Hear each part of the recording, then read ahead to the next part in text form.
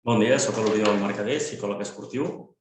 Aquesta xerrada la vam fer amb un grup d'àrbitres, el que per problemes tècnics no es va gravar, així que la torno a fer ara, el que no hi haurà la interacció que va haver-hi en el seu dia, que va ser molt interessant. Per qui no va poder assistir, que la pugui escoltar. Aniré a compartir la presentació.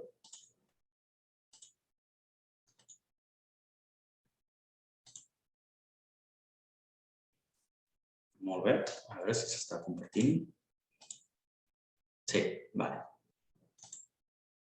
Que no em veig a mi. Molt bé. Recursos psicològics per a la gestió de conflictes en l'arbitratge. El primer de tot, vaig preguntar que cadascú pensés quines serien fins a 10 característiques psicològiques que identificarien que algú pot tenir talent per ser un bon àrbitre de pàdel. Per què pregunto això? Doncs és molt important perquè si bé quan vaig fer el màster de Psicologia Esportiva en aquella època no diria, juraria, que no va haver-hi cap assignatura, cap sessió, cap xerrada que fes referència al món de l'arbitratge, sí que avui en dia, tant en el màster, se'n parla, com, per exemple, comencen a haver-hi feines d'acompanyament, d'assessorament als àrbitres per als psicòlegs esportius. Això què vol dir? Que les federacions comencen a tenir en compte que dintre de tot l'entorn de l'esportista que fins ara ens demanaven les federacions, els psicòlegs esportius, que intervinguessin principalment sobre els jugadors, després sobre els pares d'aquests jugadors, també que donéssim eines als entrenadors i també que assessoréssim a les federacions, com és el meu cas, amb la de pàdel, per tenir un impacte, que tot l'entorn al voltant del jugador estigui controlat i tots ajudem a fer aquesta formació i ajudar en el món aquest formatiu i competitiu de l'esport. Què passa amb l'àrbitre? No el tenim en compte, li donem l'esquena? Doncs la veritat és que, injustament, fins ara ha sigut així. L'àrbitre en el futbol, l'hombre de negro, fins i tot no s'ha tingut en compte l'impacte que pot tindre amb un àrbitre 100.000 persones que l'estan insultant, la pressió, si aquesta pressió li pot influenciar amb el seu arbitratge, el seu estat d'ànim, com li afecta. Ara sí que les federacions, no fa gaire temps, comencen no totes, algunes, està començant a néixer ara, a dir, escoltem, l'àrbitre té un paper fonamental. És qui posa les normes, és qui s'encarrega d'una bona praxis, és qui pot tindre interacció. Com deia el Nugui, és la imatge de la Federació Catalana de Pàdel en els campionats, és l'interlocutor. Per tant, necessitem àrbitres realment molt capacitats, amb molts coneixements, que comparteixin la nostra línia de treball des de la federació, perquè seran molts cops la cara visible i qui es donaran veu a les idees de la Federació de Pàdel. Per això em sembla molt acertat posar aquesta atenció. Ja vaig fer en el seu dia, potser si fa 8 anys, sembla que són 9, que estic fent la formació de nivell 1 d'entrenadors, però diria que fa 2 anys ja vam fer una xerrada que va ser una mica com aquesta primera pantalla, de dir, anem a analitzar quines són les necessitats dels àrbitres de pàdel.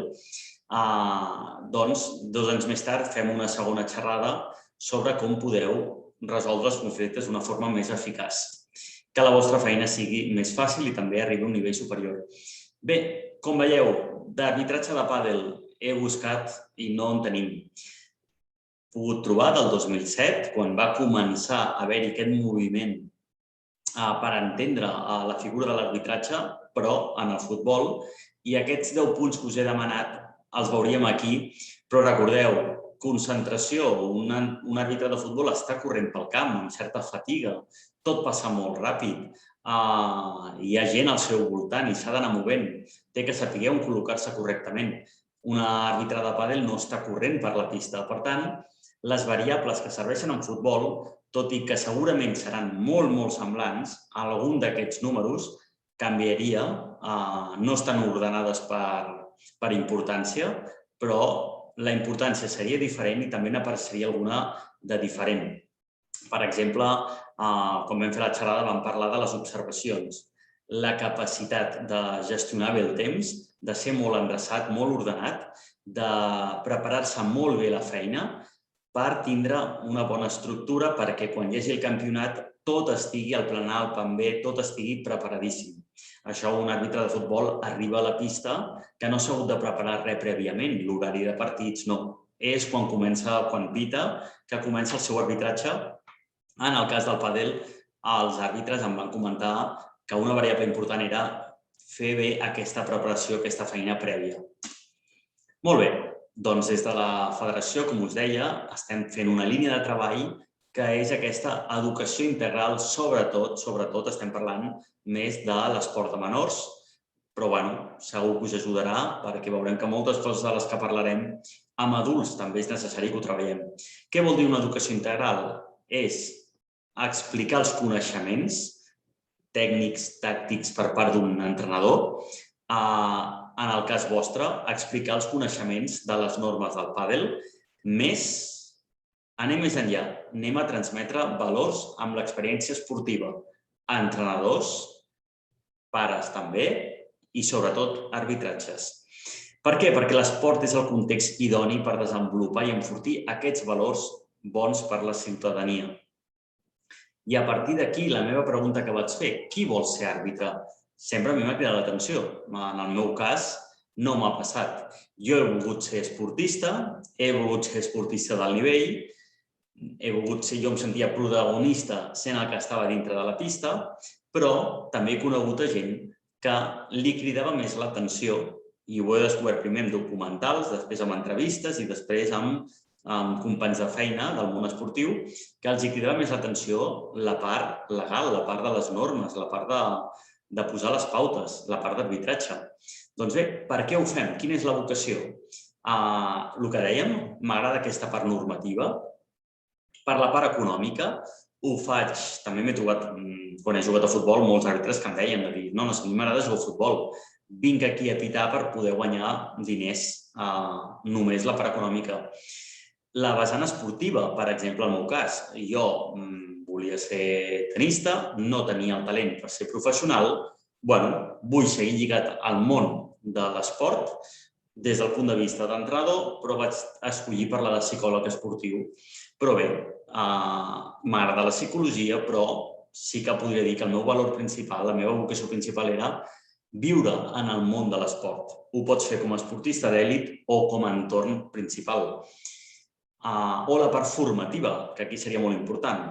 De fet, si ara m'agrada estar al món de l'esport, no hi tindria cap sentit per mi, la meva figura, si la meva vocació principal ara no és viure en el món esportiu, que podria ser un 40%, però sobretot desenvolupar una feina formativa molt més enllà de l'esport en si, transmetent valors i ajudant els esportistes a desenvolupar-se en aquest món tan difícil que és ser pare o mare d'un fill esportista, ser entrenador i ser un líder, ser un àrbitre i tenir aquest autocontrol i ajudar amb les bones pautes i ser un esportista i poder anar tirant endavant. I molt bé, nosaltres parlem molt amb els entrenadors, amb la federació, de què busquem amb l'esport formatiu, busquem anar més enllà, tenir un impacte, creiem que amb el pàdel ho podem aconseguir més que amb altres esports. Hem valorat si és bona la competició, des del meu punt de vista psicòleg, no parlo de mi, parlo de la ciència, en el seu dia, els he explicat a la federació i s'ha intervingut de dir abans dels 12 anys és bo competir? No, no ho és, no ho dic jo, ho diu la ciència. I a partir d'aquí la federació pot aconseguir fer certs actes o no. Quin rol té l'àrbitre en aquesta formació? Doncs bé, en aquest cas no he sigut jo qui ha dit a la federació si volem fer créixer entre quatre parets de desenvolupar aquesta educació integral, sinó que ha sigut la federació qui m'ha dit necessitem arribar als àrbitres com a elements importantíssims en aquest projecte que estem fent d'assegurar-nos que el pàdel té una higiene correcta a nivell educatiu. I finalment ho estem fent bé. En la reunió que vam fer, no la gravada sinó la principal, vam fer un petit debat de si creiem que, sobretot a nivell de menors, però també de majors, estàvem aconseguint que el pàdel tingués aquests valors i fos educatiu. Evidentment vam arribar a la conclusió que la majoria de conflictes que apareixen, que ens demostren que hem de seguir treballant, que no ens podem relaxar, acostumen a aparèixer amb l'adult en els pares. Aquest és un vídeo en el qual veiem un àrbitre que abans dels partits té el costum de fer una xerrada per dir als jugadors que a part de guanyar o perdre també han d'aconseguir acabar el partit complint una sèrie de valors. Doncs bé, trobo molt important que abans d'un partit important vosaltres podeu fer com aquest entrenador que per iniciativa pròpia reuneix els jugadors i els diu amb quines normes morals vol jugar aquest partit. A veure si puc passar. Vale. Hem dit abans que ha de tenir un bon àrbitre. Doncs bé, n'he seleccionat un parell de principals. L'autocontrol. Aquí veiem el que comentem, la U invertida, l'arousal, que vol dir, això és el nivell d'activació, aquesta línia d'abscisses, de 0 a 10. I això és el nivell de rendiment. Doncs tots tindrem el nostre nivell òptim entre dos números, entre el 4 i el 6, entre el 5 i el 7, entre el 6 i el 8. Normalment, entre l'1 i el 3 d'activació, farem errors d'avorriment, d'omissió, estarem poc activats, estarem poc atents i per sobre amb un nivell d'excitació o d'estrès farem altres errors com presa de decisions incorrectes, mala comunicació. Per tant, és important trobar un nivell d'activació, d'excitació, de nervis adequat que em permeti estar atent i ben despert, però que no em faci caure amb números vermells en el qual actuo i m'arrepenteixo del que he fet, he dit. Per tenir aquest autocontrol és important tenir aquestes 4 estratègies. La primera, tenir autoconeixement. Quan jo em poso nerviós o des de l'estrès, quina resposta tinc? Física, em poso vermell, començo a suar, m'entra calor, em poso tens muscularment, tinc una reacció cognitiva en la qual els pensaments penso massa ràpid, em costa trobar la raó, o tinc ja una vertent més emocional. M'ho noto dintre meu o noto una ràbia que m'envaeix. Com seria la meva resposta davant de l'estrès en aquests números d'aquí? 2. Actitud mindfulness, actitud zen. Mindfulness és una tècnica budista que explica una mica ficar un impermeable i que no estiguem tan enganxats a fer-ho bé, a fer-ho malament, el sentiment de culpa, aquesta autoxarla, aquesta pressió. Ser més zen, no tenir un vincle tan important amb si faig l'error o no, sinó ser molt més estable.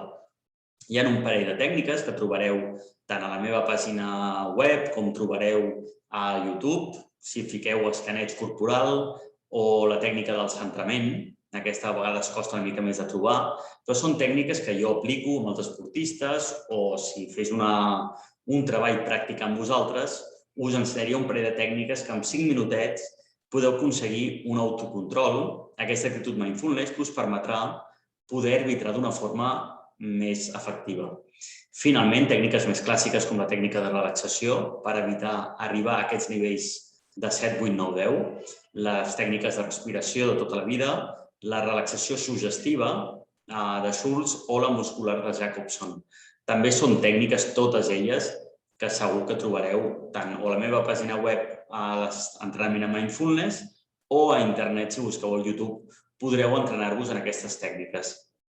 Finalment, el ser conscient d'aquesta gràfica, el coping, regular l'activació, saber si estic a 8 i haig de baixar a 6 o si estic a 2 i haig de pujar a 5. En tot cas, buscar con la xispa adequada. És com estar en un ascensor i dir no vull ni pujar ni baixar. Aquí estic perfecte per mirar i arbitrar aquest partit. I la confiança. Primer de tot, saber que estem seguint un pla, sabent que estem fent una cosa correcta,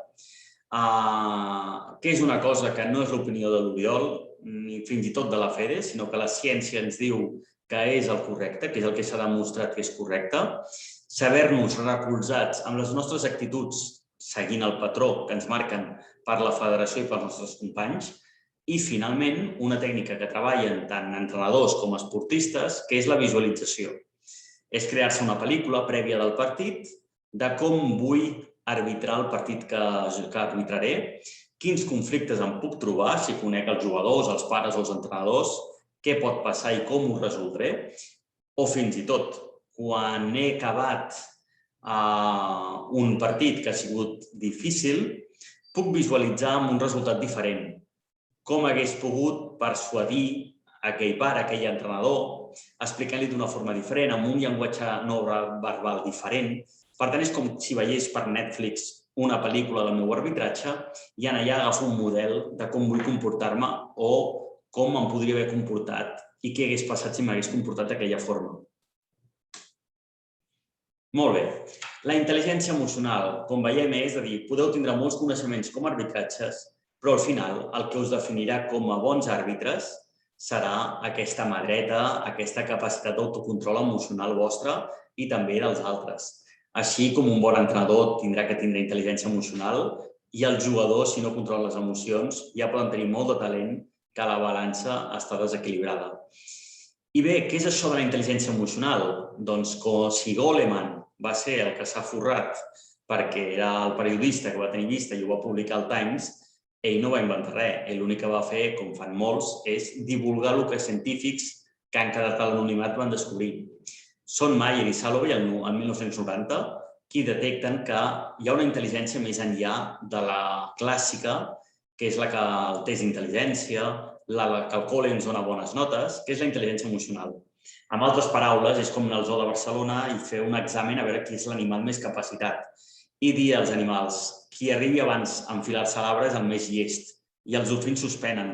Doncs una mica també ens podem trobar amb àrbitres que tenen molt coneixement de les normes del pàdel, fins i tot poden tindre molta experiència, però que no tenen aquesta mà dreta. Per tant, no és un àrbitre complet. Em preguntava en Louis, quan vaig parlar d'això, què era més important? Si tenir tots aquests coneixements que estic dient jo avui aquí i aplicar-los o l'experiència que ens dona les hores d'arbitratge. A nivell personal, crec que l'experiència dona molt, molt. I trobo que potser els millors àrbitres poden ser aquells que porten més hores de resoldre situacions conflictives. Però no ho sabria dir a nivell científic. Potser està publicat, potser s'ha fet un estudi de què és més eficaç, un àrbitre capacitat o un àrbitre amb experiència. Això no ho sé. Personalment, podria tindre la sensació que l'experiència dona una capacitat molt alta, potser fins i tot més efectiva que tindre tot això ben empollat. Doncs, què seria la intel·ligència emocional? Doncs tenir l'habilitat per observar emocions i sentiments propis, què m'està passant, què hi ha viu dintre de mi, com aliens, què li passa a aquest jugador, per què respon així aquest pare, què li pot estar passant, discriminar entre ells, tinc ràbia, tinc culpa, tinc nervis, tinc ansietat, tinc avorriment, i utilitzar aquesta informació que agafo de mi i dels altres per orientar el nostre pensament, pensar més clarament, i les nostres accions, i ser més eficaços a la vida. La dividim en comprensió emocional, entendre d'emocions, percepció emocional, saber detectar els altres com se senten, amb aquesta empatia, o per què els hi passa això, regular les emocions, saber trobar una emoció correcta per arbitrar bé, i facilitació emocional, utilitzar les emocions per fer les coses d'una forma correcta. Perfecte, anem al lideratge. Doncs aquí no, com que vam estar menys temps del previst, no ho vam tocar per sobre, però, bàsicament, per lideratge, aquest estudi de Kurt Lewin de 1954, Kurt Lewin va ser un jueu que va aconseguir escapar dels nazis i va voler estudiar per què el poble alemany havia sigut còmplice d'un boig que va decidir exterminar un grup i va entendre que el lideratge autoritari, l'escola autoritari, la família autoritària de la societat alemana d'aquella època facilitava ser molt eficaços, però també tenir poca intel·ligència emocional. Per tant, amb nens petits seria que quan està el professor exigint i manant de males maneres que els alumnes facin una cosa ho fan, però en aquell grup de nois hi ha molt poca autoestima i hi ha molta violència. I, a més, quan el líder autoritari marxa, fan el que els hi rota. El líder que deixa fer, que no posa pautes, que no posa límits, doncs els nens troben a faltar un adult que els hi posi pautes, s'avorreixen, no saben què fer. El líder democràtic pregunta als nois com podem jugar, quins joguets escollirem, com ho farem. Ara, ell posa les pautes, ell és qui decideix, però escolta, deixa parlar, vol saber què opina l'altre. No és aquí mano jo i tu et calles. quines estratègies, primer, quins conflictes apareixen en el món del pàdel.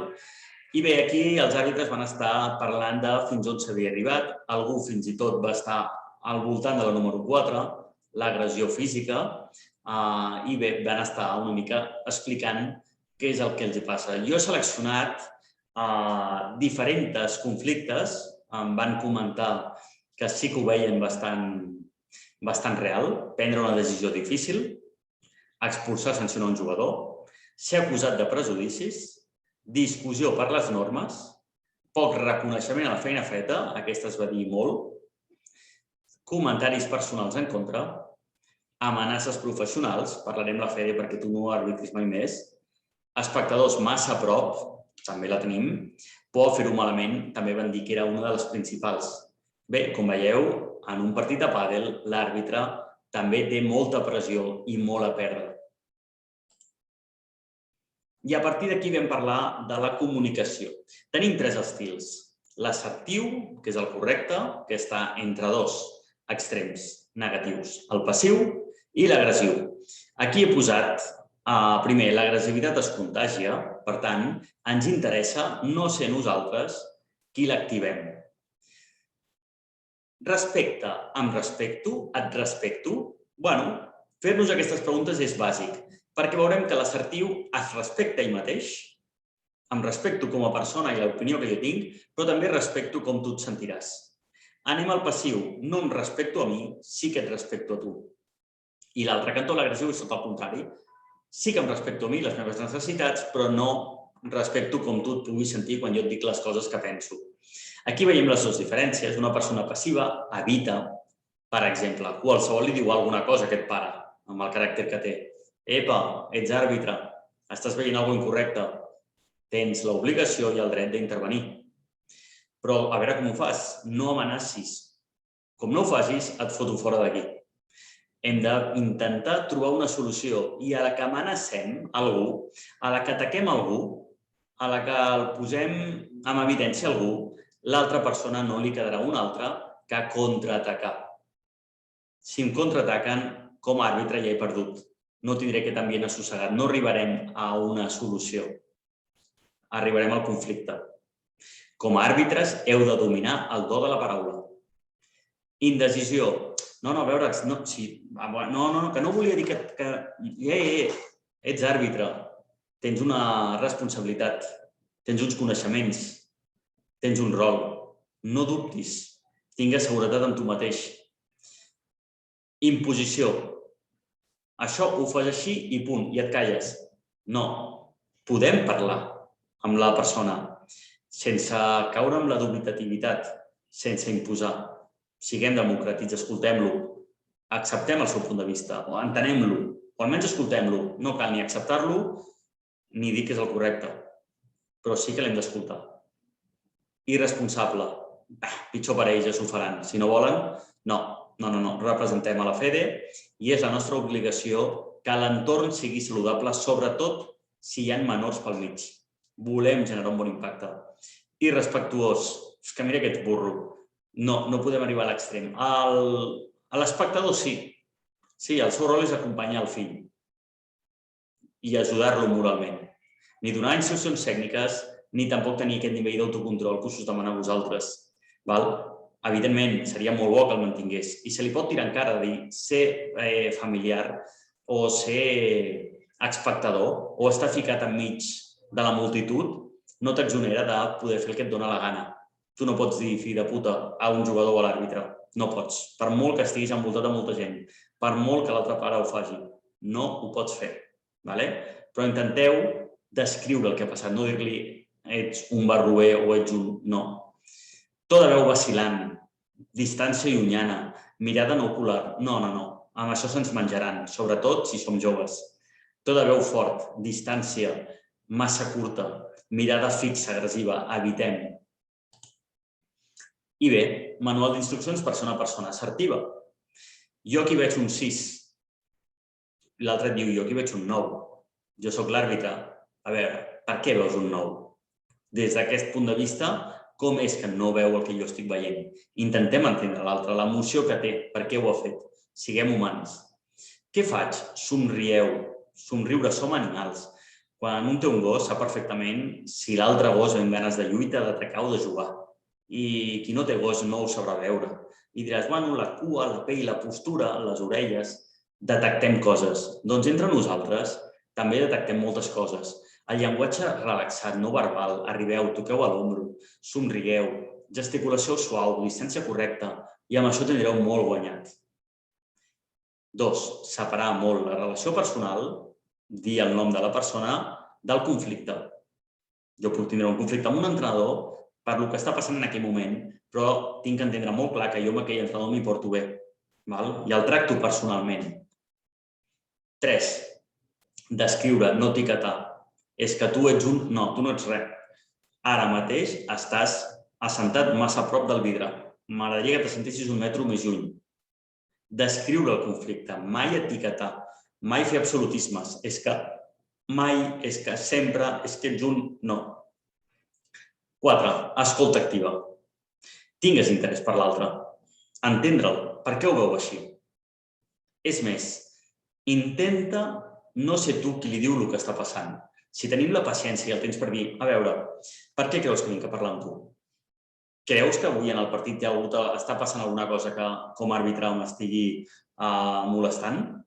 I que sigui ell que et digui, sí, que he picat el vidre. Vale, ja ho has vist tu, no? Doncs ja està. S'acaba. El mateix, però li vas... Escolta, però tu què fas tocant el vidre? Si a mi m'ataques, jo t'atacaré, perquè sóc un animal.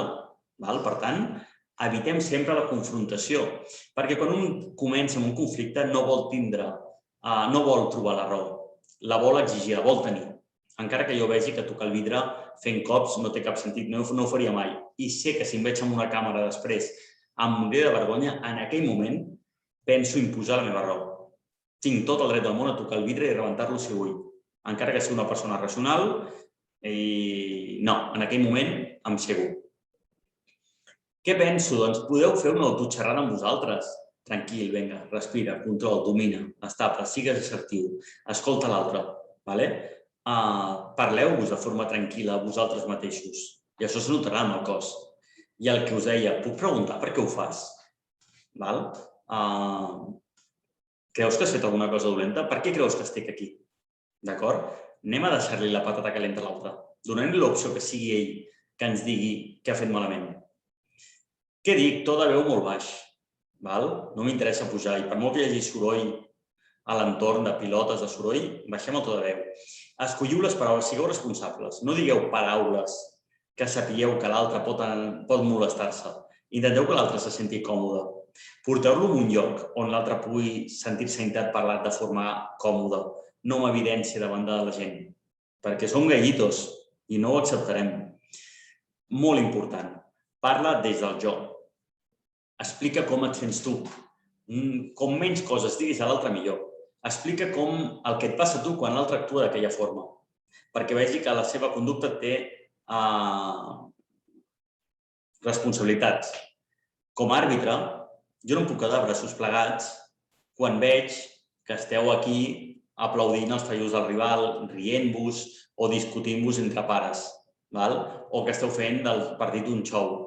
Això té que ser un partit net, heu de jugar a pàdel i ja està. I deixeu-vos de cridar, de no sé què, d'amenaces. Jo com a àrbitre no ho puc permetre. És molt diferent explicar com et sents tu que no pas acusar els altres que estiguin fent una cosa dolenta. Els jugadors tindran empatia i pararan, però parleu-ho de vosaltres com a persona. Què observo? Anticipa si l'altre s'està molestant. Tingues un contacte visual agradable. Trucos, doncs n'explico alguns. A veure, per exemple, la claudicació parcial, es diu. Claudicació parcial, això ho fiqueu a internet.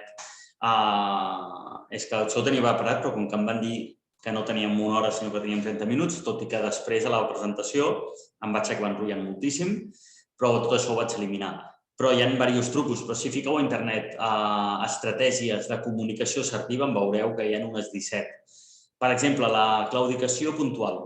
No, si possiblement tens raó, l'altra part s'estava comportant malament, si ho he vist. Sí, això ho puc entendre. Cediu una part, enteneu a l'altre, no obstant, tu no pots reaccionar així per molt que t'apretin. Tu ets un adult, l'altre és un nen, no pots caure al trampa. També digueu el vostre desig. A veure, és que a mi el que m'agradaria seria un partit que quan hi hagi un punt la gent aplaudeixi i quan algú faci un punt hi hagi respecte. Tampoc demano tant. Un desig, seria bo que fessis això. També podeu fer, per exemple, el disco rayado, que és jo tinc una resposta molt clara i no penso cedir ni un mil·límetre. Que l'altre vegi que hi ha certes coses que no. I si he decidit que aquell punt es repeteix, per molt que em mengin el coco, molt bé, però el punt es repeteix. Però escolta, mira, que no, que l'altre dia quan va passar això no sé què, perfecte, però el punt es repeteix. M'agafo un disc ratllat i dic sempre la mateixa resposta. És la millor forma de demostrar que no penso cedir, que tinc molt clares les meves idees. D'acord? Aquí us he ficat una sèrie de paraules claus. Emoció. Explicar com et sents tu quan està passant allò. Hòstia, realment, quan et veig així em sento molt incòmode, perquè et conec, perquè em porto bé amb tu i no m'agrada veure aquesta situació. M'incomoda molt com a àrbitre. Pensament. Per què? Per què creus que l'altre està actuant així? O per què estàs actuant tu així? Que et digui què li passa a ell. Desig. Hòstia, m'agradaria veure que tu que has vingut a classes es noti. I que jo que he parlat amb tu m'encantaria veure que el següent partit pots aguantar tot el partit controlat. Molaria molt. Escoltar. Però com ho veus? Trobes que és molt difícil? Per què et passa això? Intentar entendre l'altre. Acordar? Depèn. Potser hi ha coses que no penso acordar. De dir, no, és que ho sento, però no et puc seguir deixant jugar. I finalment agrair. Agrair l'altre per haver-te escoltat.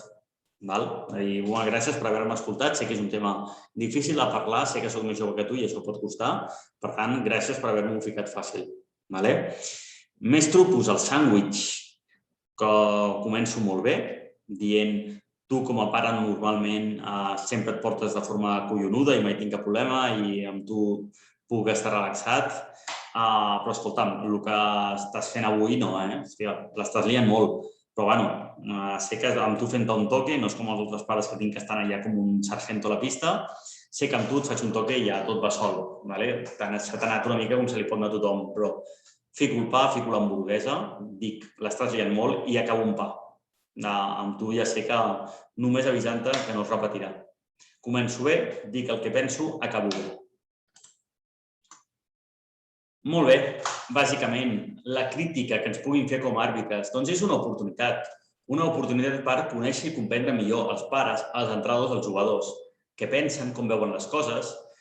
2, a veure, en una situació de competició, és que si no hi ha crítica per part nostra als pares, als entrenadors o d'ell a nosaltres, és raro, perquè és una relació en una zona de competició. Per tant, les emocions estan molt a flor de piel. Per tant, és molt normal que puguin haver-hi coses que molestin. Per tant, la crítica no és un drama. Ho introduïm com una cosa normal com a àrbitre, que em puguin fer observacions als jugadors del meu arbitratge. I 2, perfecte, vol dir que els jugadors, els pares, se senten còmodes en comunicar-me coses. No van d'esquena a la fe de parlar, sinó que m'ho diuen a mi, potser els he donat aquesta capacitat que em tinguin confiança i m'expliquin com ho veuen. I entenent que tothom té la seva pròpia raó per formular una crítica. La gent no fa crítiques perquè sí, no estan sonats. Intentem entendre el perquè d'això. I sempre ho acceptem com una oportunitat de créixer. Potser aquesta crítica és correcta. No ho veiem com una amenaça al nostre treball que estem realitzant, a que estem fent malament la nostra feina. Per tant, s'estan ficant en dubte. No, tothom té dret a expressar el que sent. Reconsideració, això sí, és el moment i lloc adequat perquè em facin aquesta crítica. Ho està fent de la forma adequada. Jo per aquella no sento, però no penso escoltar aquesta crítica. O un jugador que m'està insultant amb un llenguatge no verbal molt violent. No, relax, i quan relaxis parlarem. Llavors, molt important acabar vosaltres amb un nom. Aleshores, Jordi, en resum, consideres que el tracte que estic tenint amb tu és diferent que el que estic tenint amb el pare del teu rival, que estic sent més exigent amb tu perquè et conec més. És així? No? Perfecte. Vale, doncs sí, pot ser que tinguis raó, pot ser que la confiança que et dic a tu em senti més còmode dient-ho tu que no pas a l'altre. Sí, no et diré que no, pot ser perfectament. I si cal demanar disculpes, doncs sí, intentaré ser més just, vaig a parlar amb l'altre, perquè el que m'estàs dient sí, però és que també t'ho has de permetre, ets un humà. Per tant, un compromís de rectificació i agraïment. I gràcies per tenir la confiança per dir-m'ho. Tu podries haver quedat callat i si creus que això fa que sigui millor, més just o millor àrbitre, t'ho agraeixo. Molt bé, doncs fins aquí la xerrada d'àrbitres. Espero a poc anar coneixent més el vostre col·lectiu, que comparteixo amb la Fede, que us hem de donar molt més protagonisme, perquè realment al vostre dia a dia esteu allà a pie de canyón, a vegades en pista és molt més difícil que en oficina, quan diem aquestes coses que hem d'educar a pares, als adults i als joves. Per tant, no tingueu cap problema. Si algú té alguna necessitat, em pot escriure-me un e-mail, el mail personal, oriolmercader@gmail.com, i em podeu fer demandes a mi o a la Mary o al Nue de quins cursos, de quines eines trobeu a faltar o us agradaria que us donguéssim. Jo em prepararé el curs i quan ho tingui preparat, si és que ho puc fer jo, si no, ho derivaré a un altre, us farem aquesta formació. Si algú té alguna cosa personal, doncs no dubteu en enviar un e-mail a mi o a la Fede i us respondré intentant ajudar amb el que pugui. Doncs moltes gràcies.